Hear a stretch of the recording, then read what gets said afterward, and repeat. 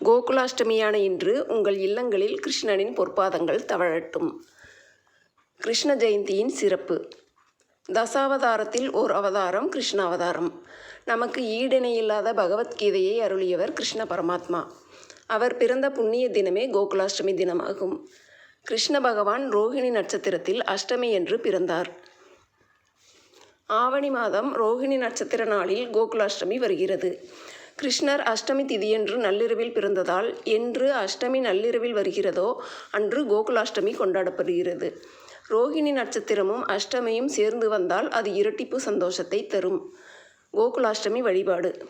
கோகுலாஷ்டமி நாளன்று வீட்டின் வாசலில் இருந்து பூஜை அறை வரை அரிசி மாவை நீரில் கரைத்து அந்த மாவை கொண்டு சிறு குழந்தையின் பாதத்தை வரைவதற்கு குழந்தை கிருஷ்ணர் வீட்டிற்குள் வருவதாக பொருள். கோகுலாஷ்டமி தினத்தன்று கோவிலில் சிறப்பு பூஜைகள் நடைபெறும். கிருஷ்ணர் நள்ளிரவில் பிறந்ததாக கூறப்படுவதால் நள்ளிரவு 12 மணிக்கு விசேஷ பூஜைகள் நடைபெறும். அன்றைய தினம் கிருஷ்ணனுக்கு மலர் மாலைகள் சூட்டி வழிபடும்போது துளசி மாலையும் அணிவிப்பது சிறந்தது. பண்டிகையின் தத்துவம். அறிவாற்றல், நற்புத்தி, நேர்மை, சமயோஜித புத்தி ஆகியவற்றின் மொத்த வடிவமான பகவானை வழிபட்டு அவர் காட்டிய கீதையை பின்பற்றுவதே இப்பண்டிகையின் தத்துவம். கண்ணன், முகுந்தன், கோபாலகிருஷ்ணன், நந்தகோபாலன் என்று பல்வேறு பெயர்களில் அழைக்கப்படும் குழந்தை கிருஷ்ணனை கோகுலாஷ்டமி தினத்தன்று நாமும் நம் வீடுகளில் வரவேற்று வாழ்வில் வளம் பெறுவோம். கோகுலாஷ்டமி தினத்தில் என்ன செய்ய வேண்டும்? கிருஷ்ண ஜெயந்தி என்று காலை லட்சுமியின் அம்சமான பசுவுக்கு உணவளிக்க வேண்டும்.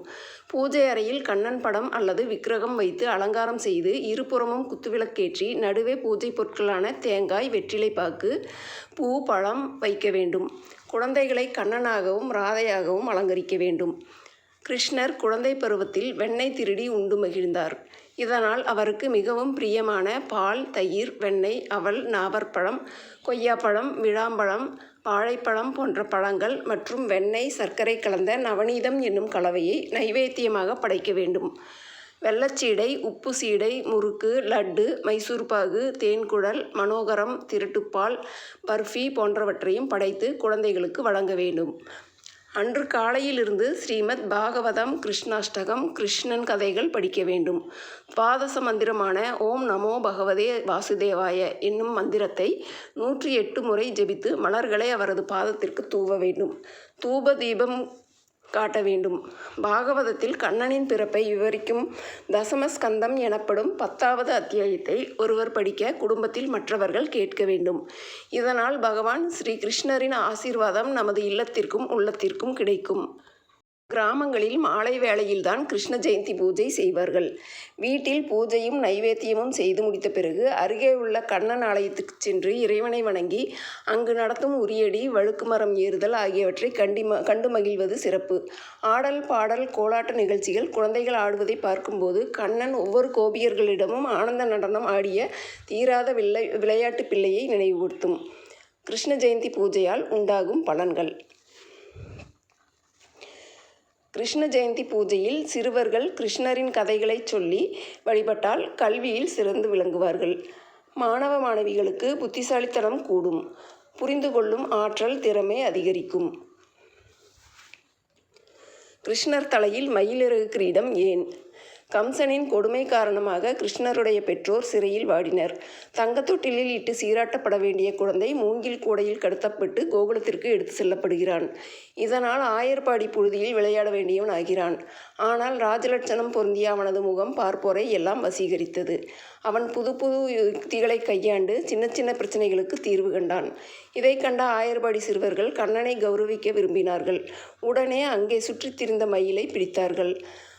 அதனிடமிருந்து ஓர் இறகை எடுத்து கிருஷ்ணனின் தலையில் கிரீடம் போல் சொருகினார்கள். அன்று முதல் கிருஷ்ணனின் தலைமுடியில் மயிலிறகுக்கு நீங்காத இடம் பிடித்தது. குழந்தை கிருஷ்ணர் ஏன் ஆளிலையில் படுத்திருக்கிறார்?